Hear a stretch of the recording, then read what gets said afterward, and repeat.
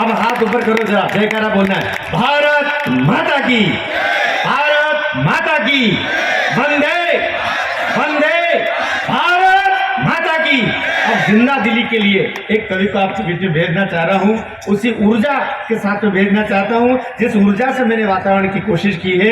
आपकी तालियां तब तक न रुके जब तक सिद्धार्थ आपके बीच में न आ जाए। ऊपर हाथ करके इस युवा कवि को अपना प्यार उड़ेल दीजिएगा। सिद्धार्थ श्रीवास्तव, आओ बेटा।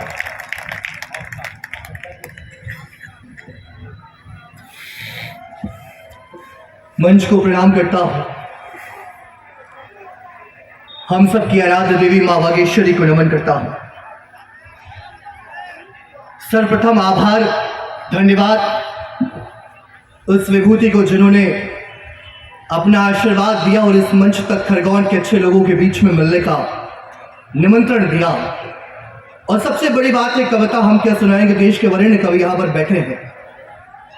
नवग्रह मेला में आकर के उस जगह, उस पावन पवित्र पुनीत धाम को देखने का अवसर दिया जो दुनिया में एकमात्र खरगोन जिसके लिए प्रसिद्ध है। उस नवग्रह धाम का दर्शन पाने का अवसर मिला, यहाँ ना खरगोन सार्थक हो गया।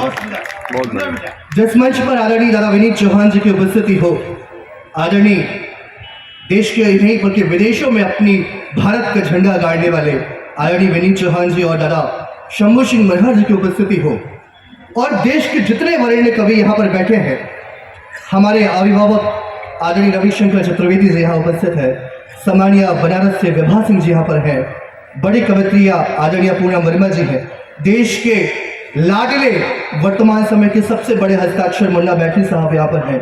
अभी आपने जिनको सुना और जिन्होंने पूरा माहौल एक तरफा खींच दिया, आदरणीय लोकेश जी यहाँ पर हैं। इतने बड़े कवियों की भूमिका में सिर्फ खड़ा हूँ मैं। देश ने और आपके खरगोन ने आज़ादी का अमृत महोत्सव मनाया।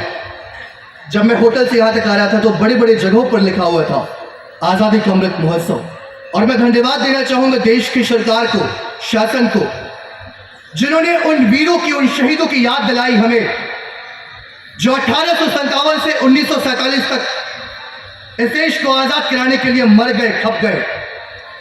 चर्बी वाले कारतूस को इस्तेमाल करने से मना करने पर मेरठ से जो लड़ाई मंगल पांडे ने शुरू की, उसके बाद तात्या टोपे, लक्ष्मीबाई, लाल बाल पाल, ठाकुर रोशन सिंह, नाजिरनाथ लहड़ी, सुखदेव, राजगुरु, शहीद आजम भगत सिंह, चंद्रशेखर आजाद, उधम सिंह, सुभाष चंद्र बोस, खुदीराम बोस, एक लंबा इतिहास इस देश में रहा।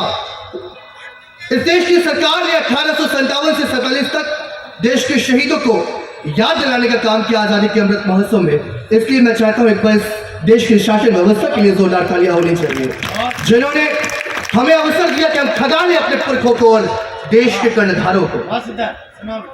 जिस घर में मैं जन्म लिया, लोग पूछते हैं कि आप देशभक्ति क्यों लिखते हो। श्रृंगार में लिख सकते थे, हाथ से लिख सकते थे। मैं जिस घर में जन्म लिया वो फ्रीडम फाइटर का घर था, जिन्होंने देश की आज़ादी में 1941 और 42 में 9 महीने जेल में गुजारे, बाबू महेश प्रसाद श्रीवास्तव। और मेरी दूसरी पीढ़ी, मेरे घर के आदरणीय पिता जो 19 महीना जेल में रहे, आदरणीय सुभाष श्रीवास्तव मीसा भाई। मैं वो इस घर से हूँ, मैं पंकज स्वागत। क्या मैंने ये कहा कि मैं आफ्ताब हूँ, न मेरी हैसियत की कहूँ महताब हूँ। क्या मैंने ये कहा कि मैं आफ्ताब हूँ, न मेरी हैसियत की कहूँ महताब हूँ। पर जिसका न उसूल न ईमान धर्म कुछ, उसकी नजर में शायद मैं बेहद खराब हूँ। अरमान या जोगिंदर, मैं दोनों के साथ खुश, शायद जॉन तभी कहता मैं लाजवाब हूँ। हुई कोशिशें तो लाख जलाने की, मगर जो किसी आग से न जले मैं वो किताब हूँ। चीखने चिल्लाने की जरूरत ही भला क्या, जो खामोशी से दे दे मैं वैसा जवाब हूँ। वो घर बया दुआ से तरक्की का फलसफा, तो मैं भी कहूंगा बेशक मैं कामयाब हूँ। न सल्तनत है मेरी न कोई हुकूमत, मैं अपने माँ बाप का फिर भी नवाब हूँ। और जिस घर में 2 पीढ़ी जी देश के लिए, मैं उसी खून से पैदा हुआ इंकलाब हूँ। क्या मैंने ये कहा कि मैं आफ्ताब हूँ, क्या मैंने ये कहा कि मैं आफ्ताब, क्या मैंने ये कहा।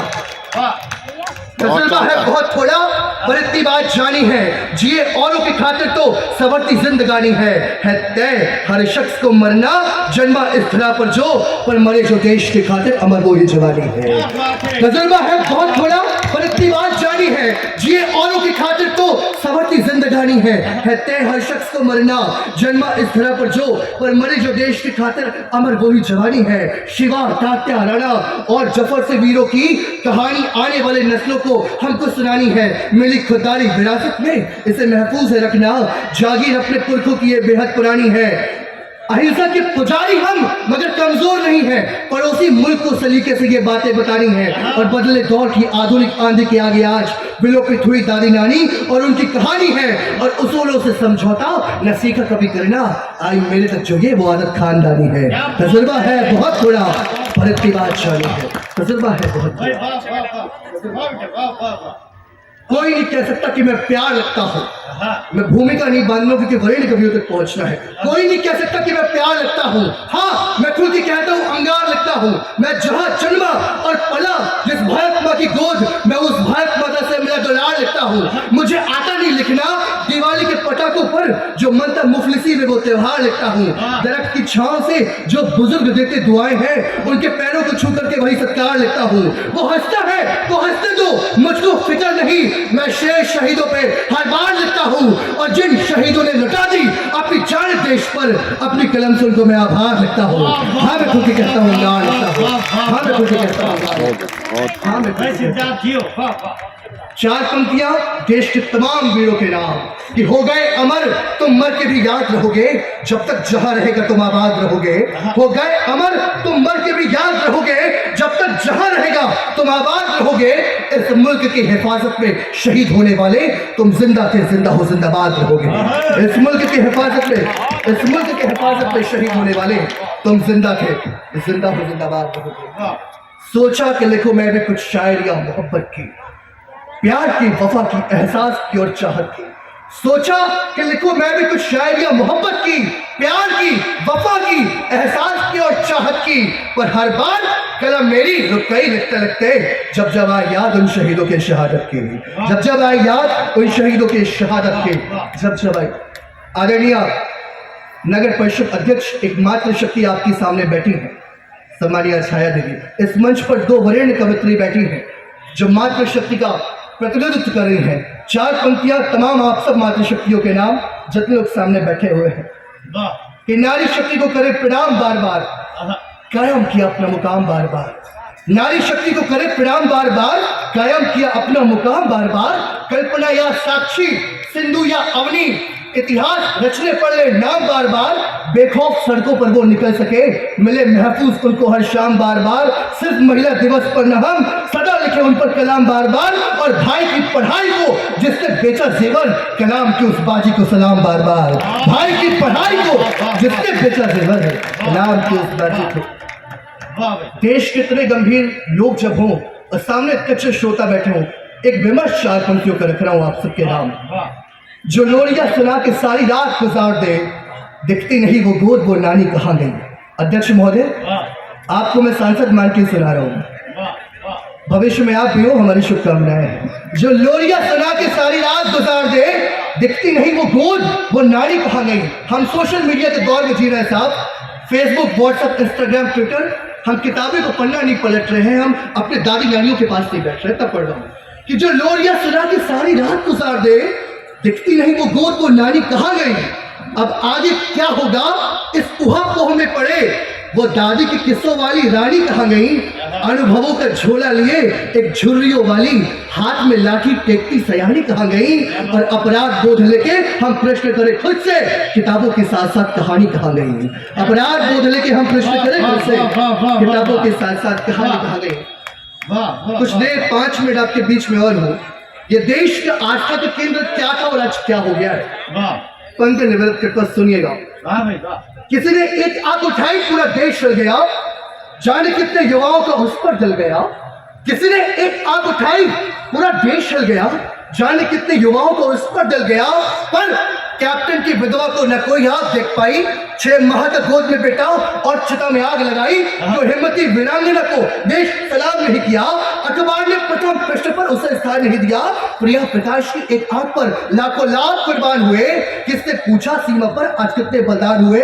ये देश तो सुभाष के आदर्शों पर चलने वाला था, युवा यहाँ का शहीदों के किस्से पढ़ने वाला था।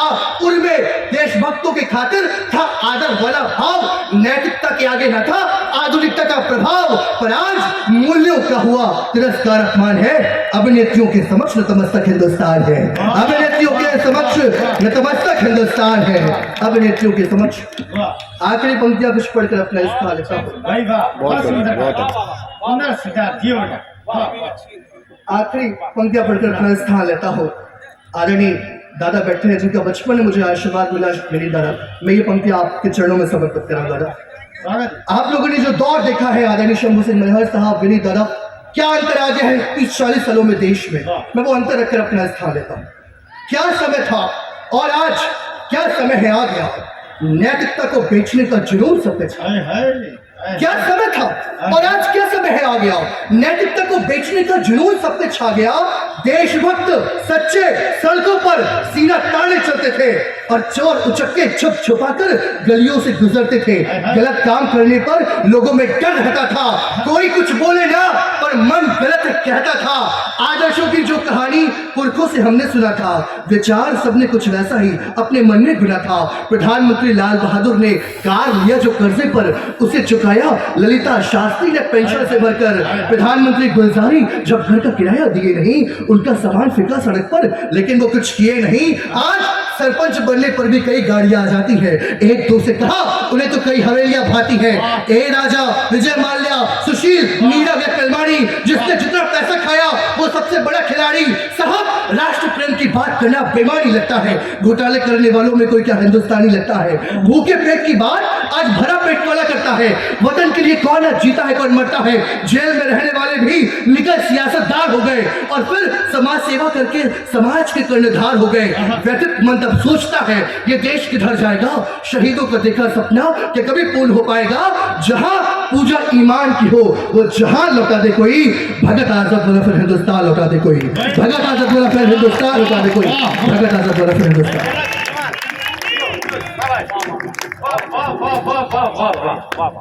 भाई पूरी आत्मा आपके सामने उसने उड़ेल दी और राजनीति की तस्वीर भी खींच दी। एक बार तालियां बजा